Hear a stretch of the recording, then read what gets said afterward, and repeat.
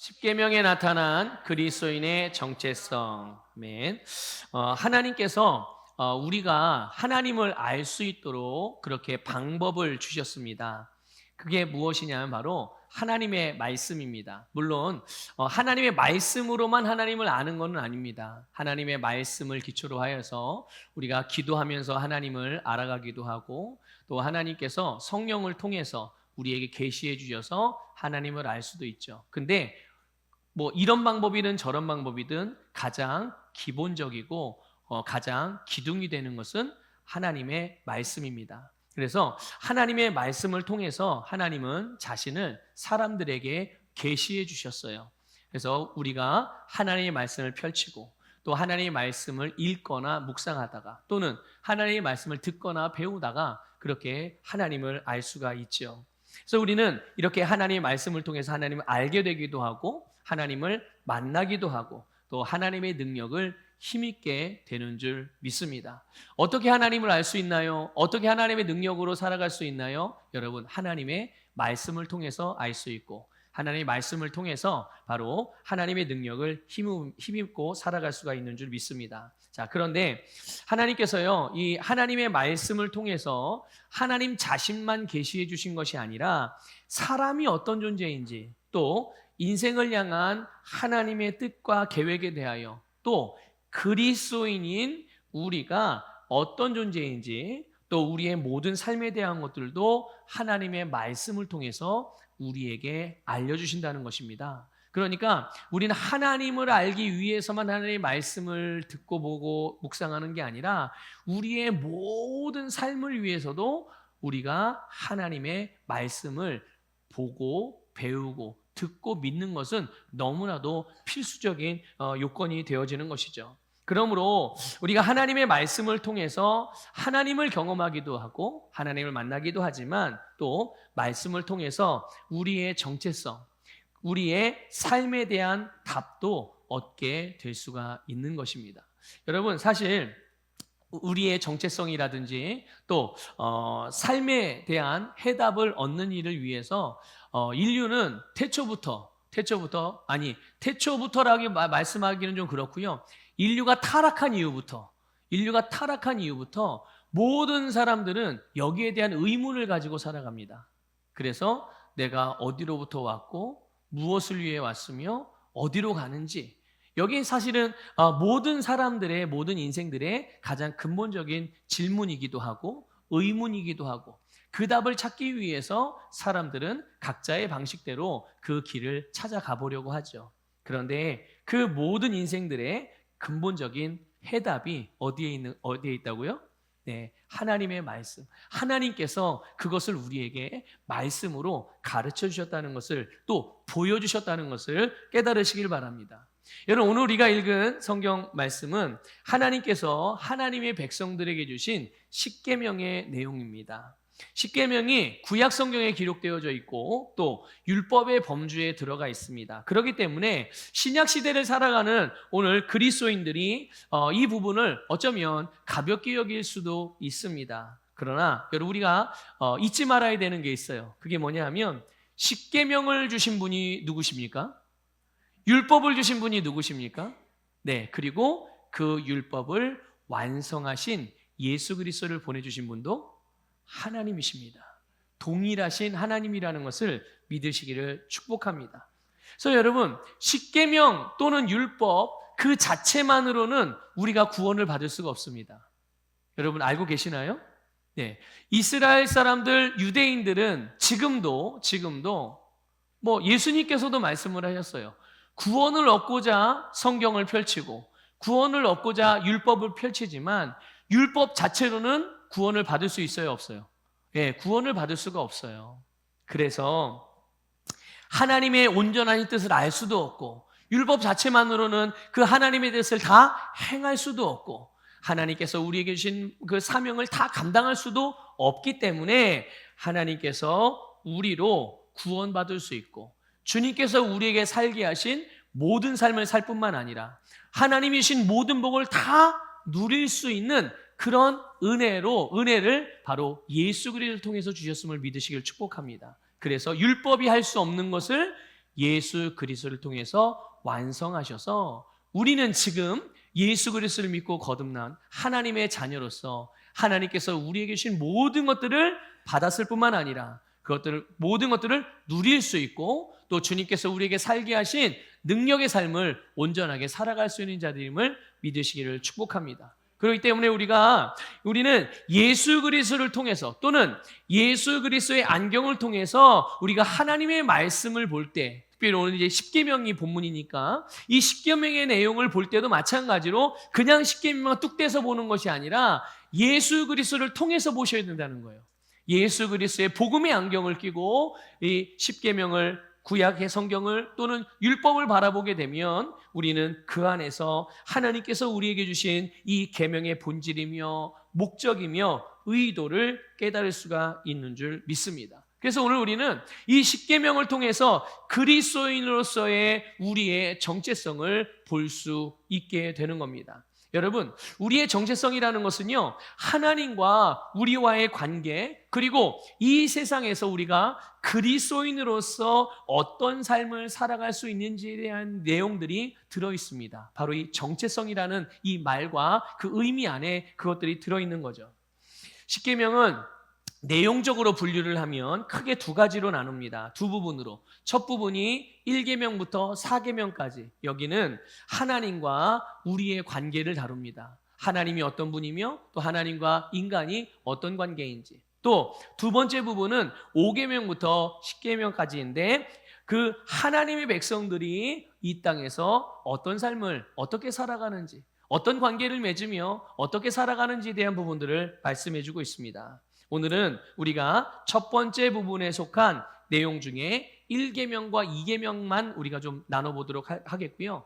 이제 다음 주, 그 다음 주 계속 이렇게 시간을 보내면서 우리가 그 이후 계명들도 함께 좀 나눠보려고 합니다. 먼저 1계명을 보게 되면요, 나 외에는 다른 신들을 내게 두지 말지니라 이렇게 말씀합니다. 이게 이제 본문 7절의 내용입니다. 여러분 성경을 읽으실 때 어떤 내용이 첫 번째 부분에 나오는 것을 보게 되면요, 첫 번째 부분에 나오는 것을 보게 되면 그게 사실은 가장 중요한 부분이고 그 이후에 나오는 내용들의 기초 또는 전제가 되어지는 내용이 가장 첫 번째 나오는 단어 또는 첫 번째 구절, 첫 번째 내용들입니다. 그런데 첫 계명이 뭐라고 그랬습니까? 나 외에는 다른 신들을 내게 두지 말지니라. 그러니까 여러분 보세요. 1계명은 하나님의 유일하신 창조주 하나님이심을 의미하는 말씀이에요. 그래서 우리는 사실 예수 그리스도를 믿음으로 거듭나잖아요. 믿습니까? 그런데 예수 그리스도를 믿음으로 거듭난 다음에 가장 먼저 이해되어지고 믿어지고 또는 믿을 수 있는 말씀이 뭐냐면 창세기 1장 1절입니다.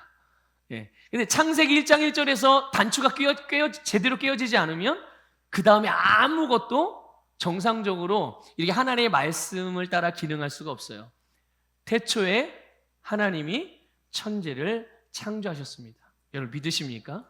그 하나님은, 천지를 창조하신 하나님은 여러 신들 중에 한 분입니까? 유일한 하나님이십니까? 네, 맞습니다.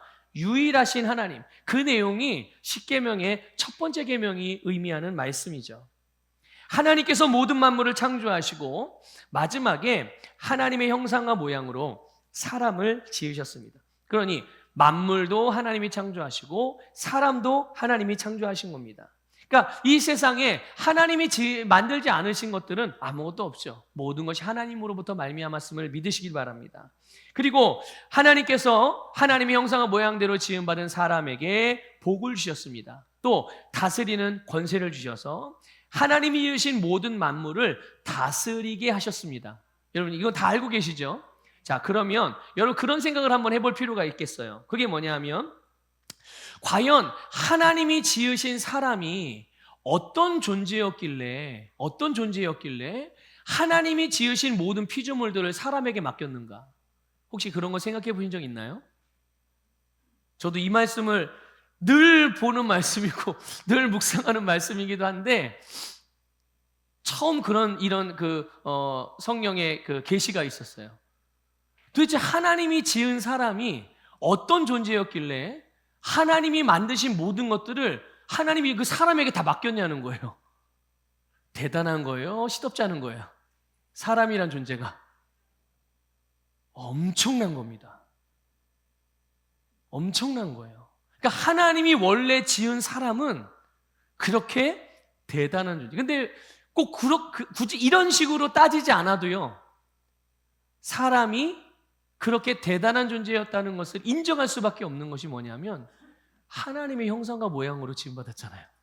믿습니까? 네. 하나님의 형상과 모양으로 지음받은 사람이기 때문에 그 사람이라는 존재는 우리가 그냥 일반적으로 생각하는, 그러니까 타락한 세상에서 보는 그 죄되고 악하고 나약하고 부질없는 그런 인생, 우리가 보는 세상에서의 인생들은 그런 인생들이 대부분인데, 그러다 보니까 사람이라는 존재가 굉장히 벌레만도 못한 것처럼 그렇게 생각될 수 있겠지만, 하나님이 원래 지으신 사람은요, 그런 존재가 아니란 말이죠. 그런 존재가 아니었단 말이에요. 그래서 여러분, 하나님께서 사람을 하나님의 형상과 모양으로 지으셨다는 것을 여러분 오늘 이 시간에 잠시 좀 주목을 좀 하셨으면 좋겠어요. 아, 사람은 하나님의 형상과 모양으로 지음받았구나.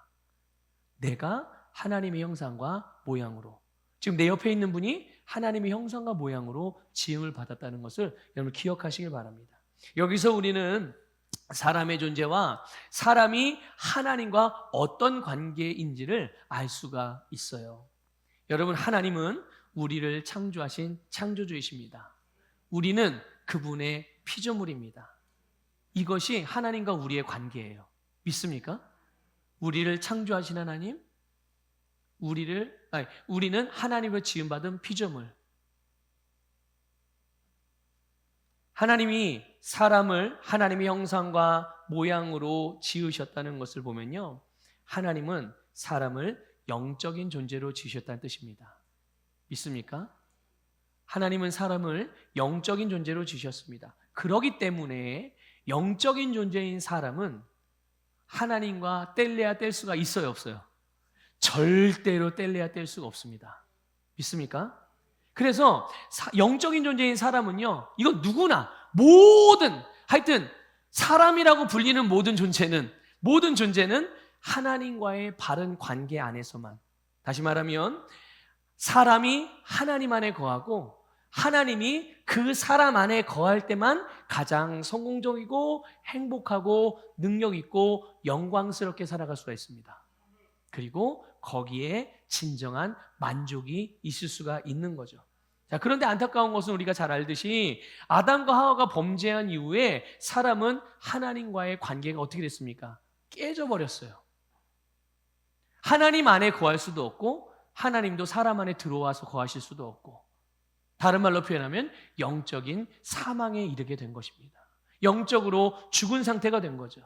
그래서 아담의 씨로 태어나는 모든 사람은 죄의 본성으로 태어나기 때문에 스스로는 하나님 안에 거할 수도 없고 하나님이 그들 안에 들어오실 수도 없게 된 것이죠. 그런데 보세요.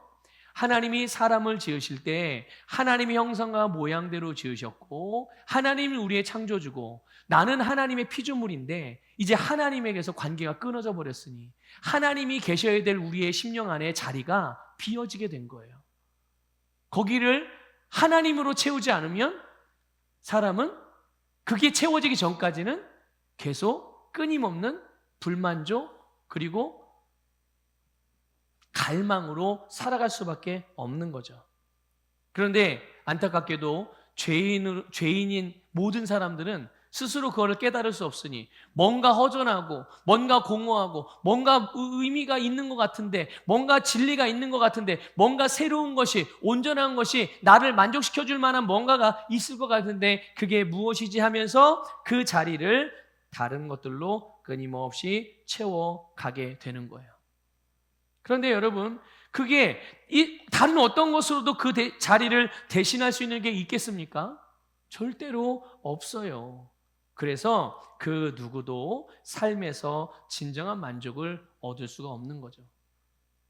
뭔가 얻은 것 같으면 또 다른 쪽에서 또 다른 뭔가 갈망이 생기고 또 다른 불만족이 생기고 계속 인생이 그렇게 끊임없는 그런 갈망으로 인생 전체를, 그 갈망을 채우는데 다 소모하게 되죠. 또 여러분, 그것만이 아니라 영적인 문제며 인생의 문제를 스스로 해결하려는 부단한 노력을 하게 되는 겁니다. 그런데 보십시오. 이런 인생의 모든 불만족스러운 그런 갈망의 근원이 어디에 있는 것입니까? 하나님과의 관계의 여부에 있는 거예요. 그럼 답은 어디 있을까요? 그 역시도 마찬가지로 하나님과의 관계 여부에 그 답이 있는 거거든요. 그래서 하나님이 아닌 다른 것에서는 그 누구도 답을 찾을 수가 없어요. 그래서 여러분, 우리는 사람 편에서는 그것을 알 수도 없기 때문에 하나님이 예수님을 보내주실 믿습니다. 하나님 편에서 우리에게 그 답을 해결해 주신 거예요. 예수님이 오셔서 우리의 죄, 그리고 이 죄의 본성과 죄로 말미암은 결과인 이 영적인 죽음이며 심판과 사망의 저주를 예수님께서 해결해 주셨습니다. 우리에게서 어떤 값도 받지 않으시고 어떤 대가도 요구하지 않으시고 우리를 값없이 속량해 주셨어요. 나의 죄값을 예수님이 대신 감당하셨고, 나의 인생의 문제에 대한 그 값도 다 예수님이 십자가에서 감당하셔서 이제는 누구든지 예수 그리스도가 나의 구원자요 주님이요 그리스도이심을 영접하고 믿으면 그 속량의 결과인 구원을 얻게 되는 줄 믿습니다. 오늘 그래서 우리가 그 주님을 믿음으로 하나님의 자녀가 된 거 아니겠습니까? 그래서 우리는 속량받은 하나님의 자녀로서, 또 거듭난 하나님의 자녀로서, 그리스도인으로서 이 땅을 살아가고 있는 줄 믿습니다. 우리는 영생으로 거듭난 새로운 피조물이 된 줄 믿습니다. 믿습니까? 이것은 여러분, 단순히 기독교라는 종교를 갖게 되는 종교인이 되는 것을 의미하는 것이 아닙니다. 우리가 예수 그리스도를 믿으면 실제로 하나님의 아들로, 하나님의 딸로, 하나님의 자녀로 거듭나게 되는 줄 믿습니다. 이것은 영원한 생명을 얻는 것이고 그 생명으로 영원한 삶을 살아가게 되는 거죠. 여러분, 에스겔 11장 19절 20절에서는 여기에 대하여 이렇게 예언적인 말씀을 주셨습니다. 같이 읽어보겠습니다. 시작.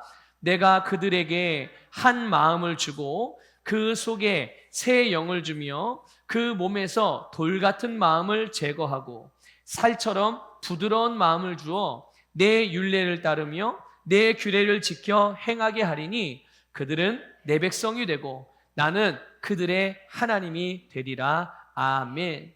하나님께서 예수 그리스도를 믿는 모든 자들에게 하나님의 생명인 영생을 주셨습니다. 그래서 하나님의 본성을 가진 의로운 영으로 거듭나게 하시고 그 속에 성령을 부어주셔서 우리로 진리를 사모하고 하나님을 알 수 있는 마음을 주신 줄 믿으시기를 축복합니다. 자, 여러분, 여러분의 심령 안에 영생이 있습니다. 여러분의 심령 안에 하나님을 사모하는 갈망함이 있습니다. 여러분의 심령 안에 하나님을 아는 진리가 있습니다. 이것을 여러분 믿으십니까? 네, 우리 안에 바로 이것이 있는 것이죠. 바로 이것이 그리스도인인 우리의 중심입니다. 믿습니까? 이것이 지금 말씀드린 내용이 그리스도인인 저와 여러분, 그리고 이 땅의 모든 예수 그리스도를 믿고 거듭난 모든 그리스도인들의 중심이라는 것을 깨달으시기를 축복합니다. 그래서 하나님으로부터 새롭게 지음받은 우리의 영은 오직 하나님 한 분만이 우리가 섬기고 예배드릴 수 있는 창조주요 구원의 주 하나님인 것을 알고 있어요. 누가 안다고요? 여러분의 거듭난 영이 알고 있습니다. 믿습니까? 여러분의 거듭난 영이 누가 유일한 하나님인지, 누가 내가 예배해야 될 대상인지, 누가 나의 섬김을 받으실 분인지, 그분이 바로 하나님이시고 오늘 거듭난 그리스도인인 우리의 영은 이것을 알고 있다는 것을 깨달으시기를 축복합니다. 그러므로 여러분, 여러분의 거듭난 영으로부터 여러분의 마음과 생각 그리고 여러분의 모든 감각이 새롭게 되어지는 것을 깨달으십시오. 여러분이 뭔가를 행동을 어떻게 바꿔서 여러분의 속사람을 바꾸려 하면 그거는 절대 불가능한 일입니다. 불가능한 거예요.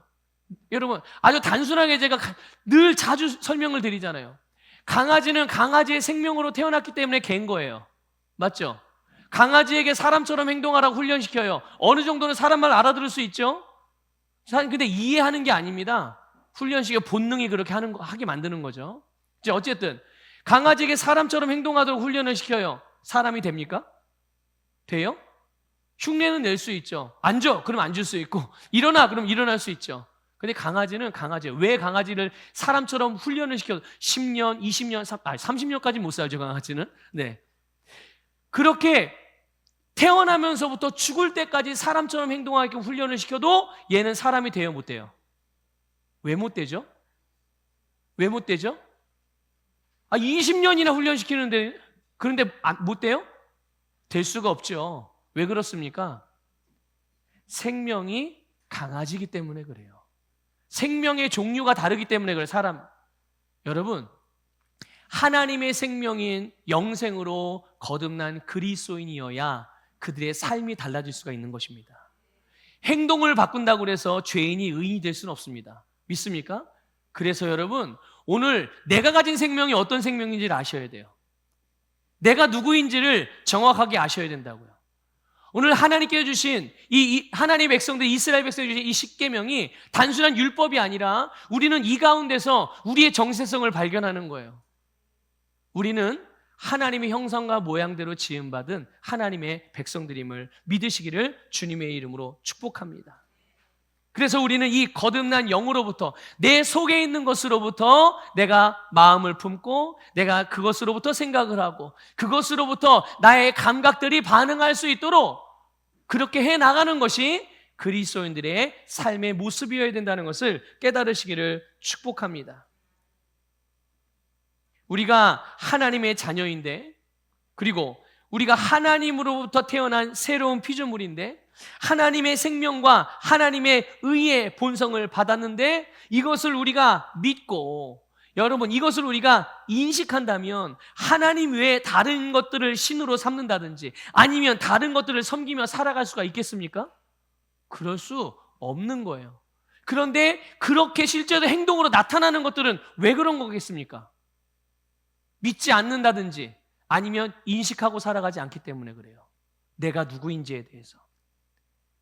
여러분, 하나님이 이스라엘 백성들을 애굽에서 구원하셔서 적과 꿀이 흐르는 축복의 가나안 땅으로 인도하셨습니다. 이스라엘 백성들은 하나님께서 자신들을 위해서 행하신 일들을 기억한다면, 그리고 하나님 외에 다른 신들을 섬길 일이 없는 것입니다. 믿습니까? 우리를 애굽에서부터 구원하신 하나님, 그리고 우리를 40년 광야 생활을 지나오면서 지금 이 가나안 땅에 들어가게 하신 하나님, 그 사이에 하나님이 행하신 일들을 기억한다고 생각해 보세요. 도대체 이게 사람으로서 할 수 있는 일입니까? 아니, 이 세상에 수많은 사람들이 만들어낸 신들이 있는데 그런 신들이 살아있지도 않은데 그런 신들이 할 수 있는 일이겠으며, 어떤 위대하다고 추앙받을 만한 그런 영웅과 같은 지도자들이 이런 일을 행할 수 있겠습니까? 절대 그럴 수 없죠. 그러니까 하나님이 어떤 분인지를 알고 그 하나님께서 함께하는 우리가 어떤 분인지를 알고 그분의 행하신, 우리를 위해서 행하신 일들을 안다면 이스라엘 백성들은 절대로 가나안 땅에 들어서 다른 신을 섬길 이유가 없는, 섬길 수가 없죠. 아니, 하나님이 눈을 시퍼렇게 뜨고 계신데 그렇죠?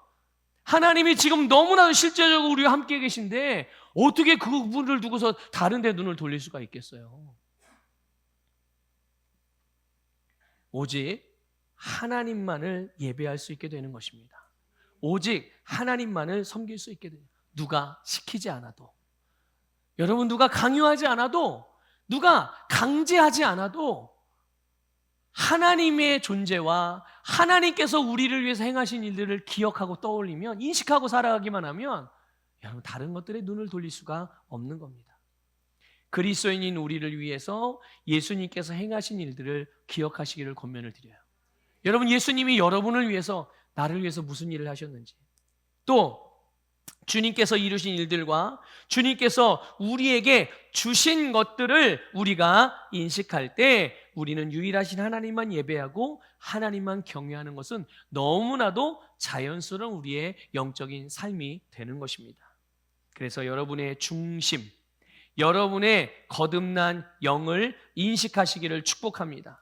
여러분의 중심, 여러분 안에 계신 그리스도로부터 사시기를 주님의 이름으로 축복합니다. 우리 안에 계신 예수 그리스도, 그 주님만을 바라보고 그분만을 주목하고 그분만을 의지할 때 우리는 예수 그리스도 안에서 가장 만족하는, 가장 성공적인 삶을 살아갈 수가 있는 것이죠.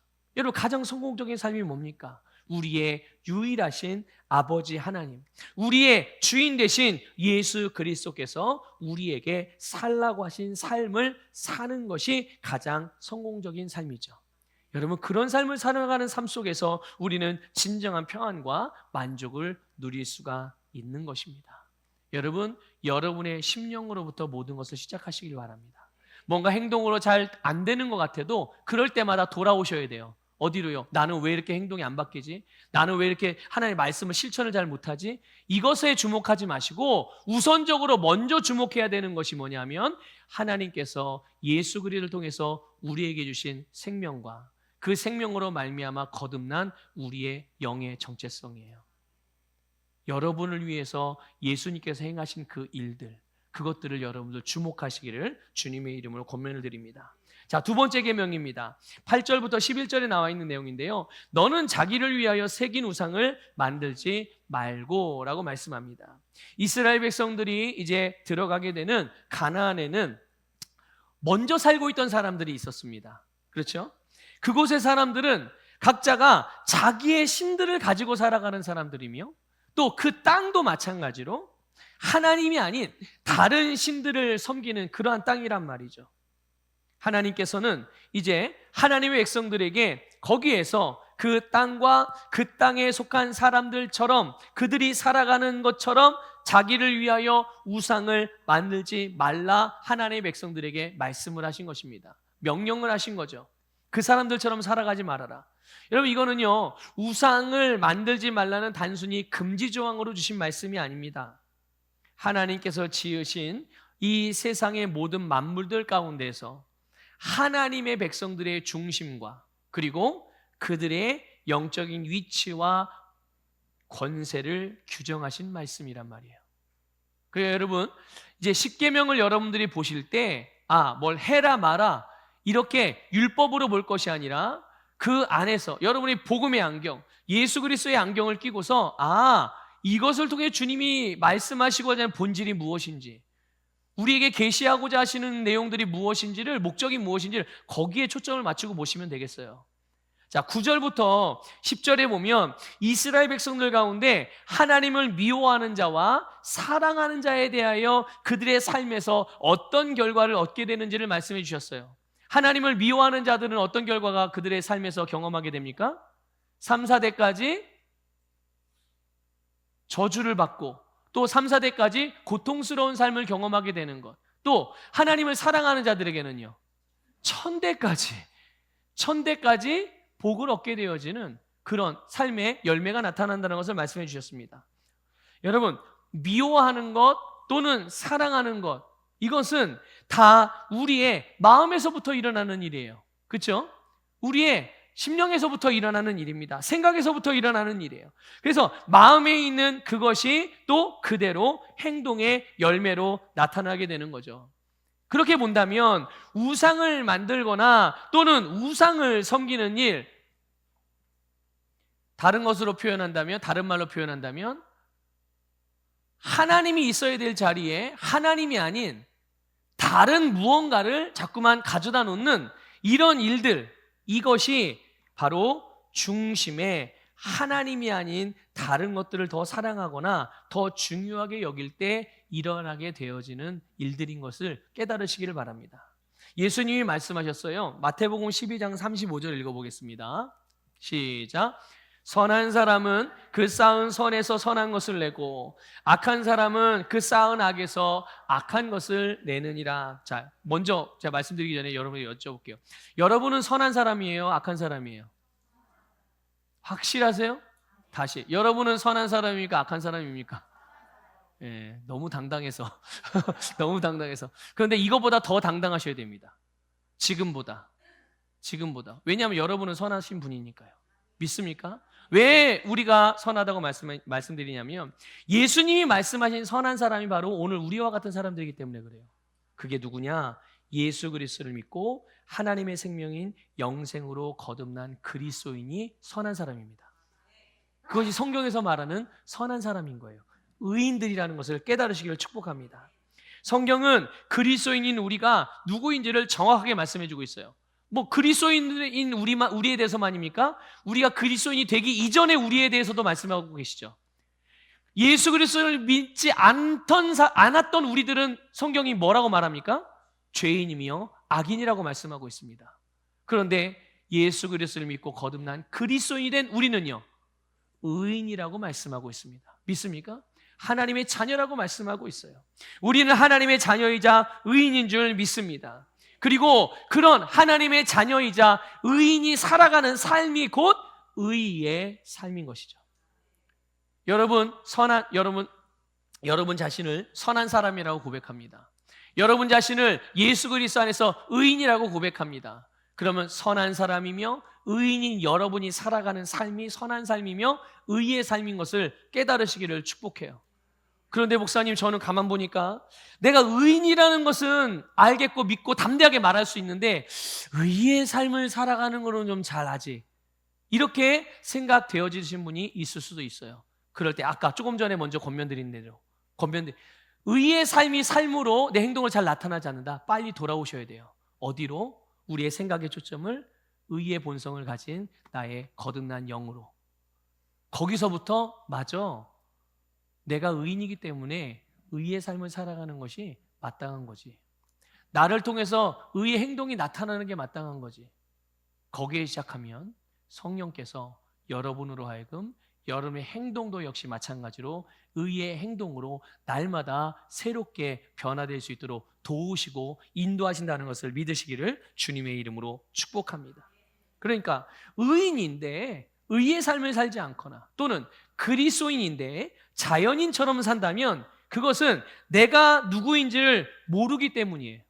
믿습니까? 또는 내 속에 있는 선한 것을 주목하지 않고 세상에 속한 다른 것을 주목하고 있기 때문인 것입니다. 이해가 되세요? 여러분 안에 있는 선한 것을 주목하십시오. 여러분 안에 있는 선한 생명, 여러분 안에 하나님이 주신 선한 본성, 여러분 안에 주신 선한 목적과 계획, 그것을 주목하시기를 축복합니다. 그러니까 세상의 기준으로 자꾸만 여러분을 보시지 말고 하나님의 기준으로 보시기를 권면을 드리고요, 여러분 우리 자신에 대해서만이 아니라 다른 사람들에 대해서도 하나님의 기준으로 바라보시기를 축복합니다. 다른 사람들에게서 하나님의 기준으로 보니까 별로 만족스러운 인생들이 아닌 거예요. 뭐 그냥 보기에는 돈도 많고 유명하고 지식도 많고 사회적인 어떤 지위도 높고 가진 거 다 갖고 살 만큼 사는 것 같은데 그 안에 하나님의 눈으로 보니까 죽은 사람이네. 그럼 어떻게 해야 돼요? 살려야 된다라는 마음이 당연히 드는 게 마땅하지 않겠습니까? 하나님이 필요를 보여주시는 거잖아요. 그런데 인간적인 세상의 기준으로 보면 어떻게 해요? 아우, 잘 먹고 잘 사는 사람들, 좋은 집에 좋은 차에 뭐 좋은 회사, 사업도 엄청 잘 돼, 돈도 많아. 사람들이 저 사람만 보면 막 박수 쳐주고 따르는 사람도 많고 영향력도 많아. 이러고만 보고 그냥 잘 사는 줄 아니 그 사람의 필요가 보여요, 안 보여요? 안 보이죠? 그냥 잘 사는 줄 알죠? 그런데 하나님의 기준으로 보면 그 필요가 정확하게 보인다는 것을 깨달으시길 바랍니다. 우리 자신에 대해서도 마찬가지고 다른 사람들에 대해서도 마찬가지고, 여러분 하나님의 기준으로, 영적인 기준으로, 말씀의 기준으로 바라보면 하나님께서 이 땅에 필요가 무엇인지 아셔서 그 필요를 보내주신 것처럼, 그 필요는 예수 그리스도를 보내주신 것처럼 우리도 그렇게 기능할 수 있게 된다는 것을 깨달으시기를 축복합니다. 여러분 1계명에서도 말씀드렸듯이 우리는 거듭난 영입니다. 우리의 생명은 하나님의 생명입니다. 여러분 지금 살고 있는 생명이 누구의 생명이에요? 예, 부모님으로부터 가지고 받은 그 생명으로 살아가는 생명이 아니에요.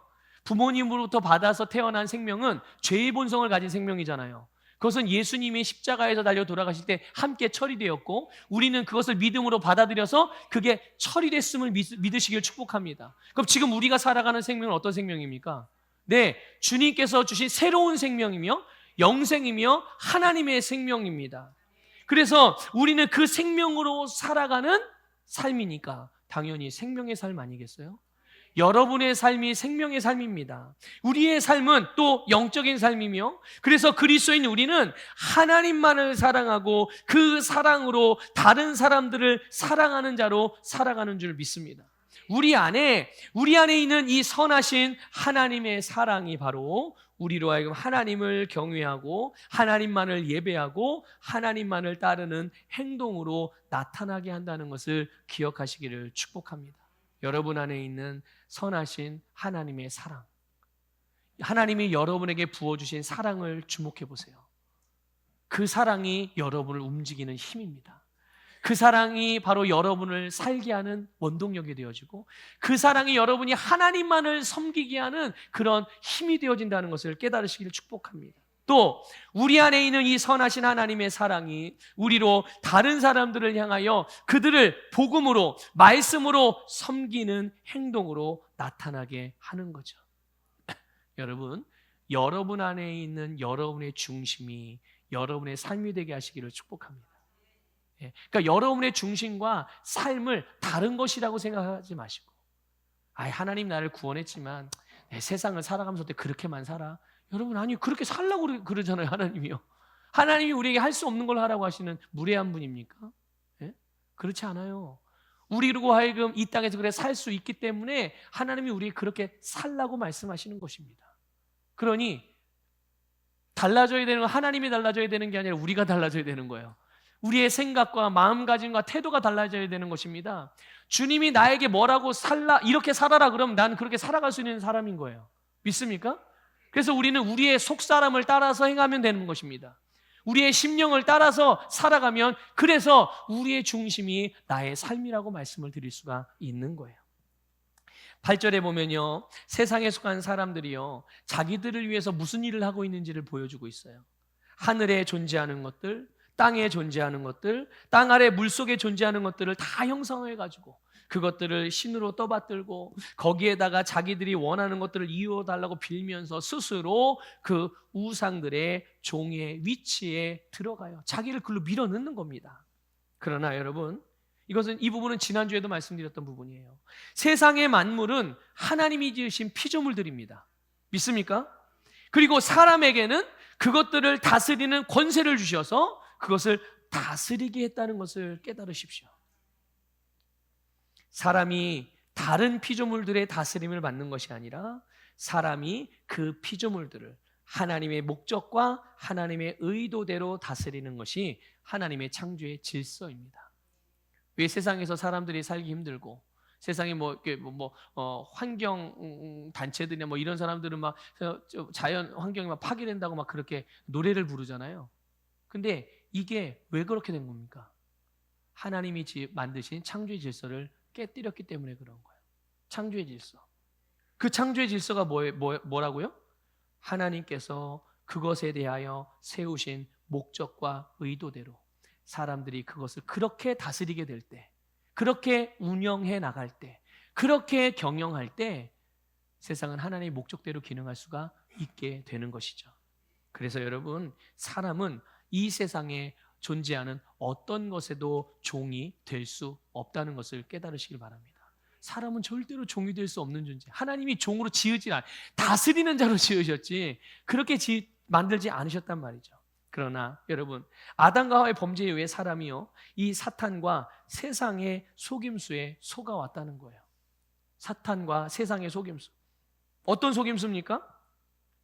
사단이 요구하는 대로, 세상이 요구하는 대로 살지 않으면 꼭 실패할 것 같은 거짓말에 속은 겁니다.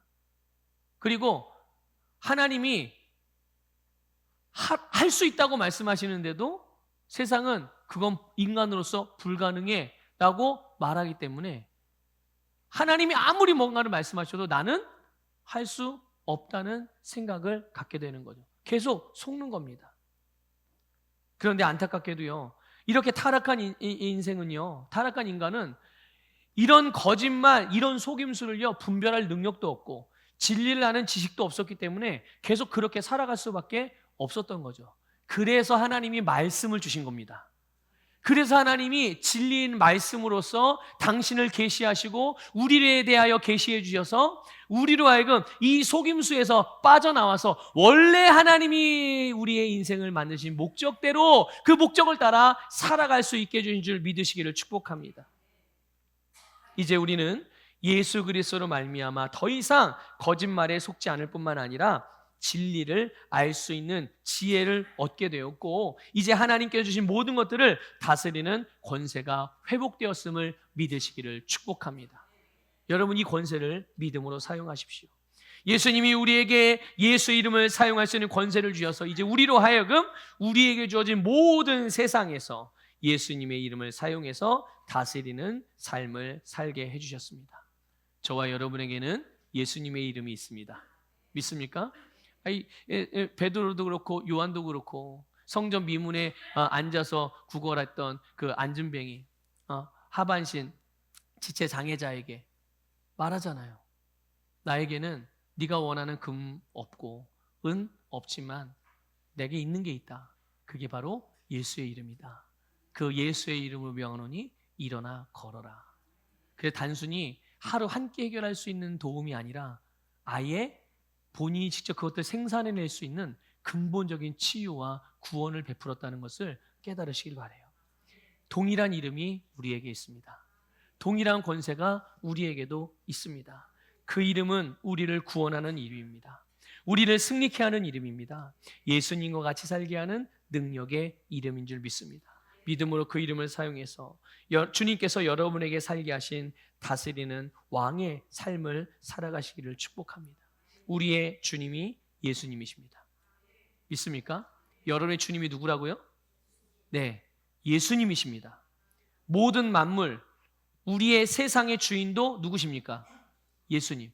나의 주인도 예수님, 모든 만물의 주인도 예수님. 그리고 우리의 모든 세상은 주 대신 예수님의 이름에 복종합니다. 믿습니까?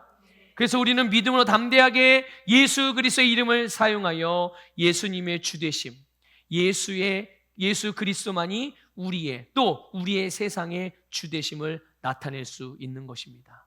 그렇게 살아감으로 여러분의 삶에 승리의 열매가 나타나기를 주님의 이름으로 축복합니다.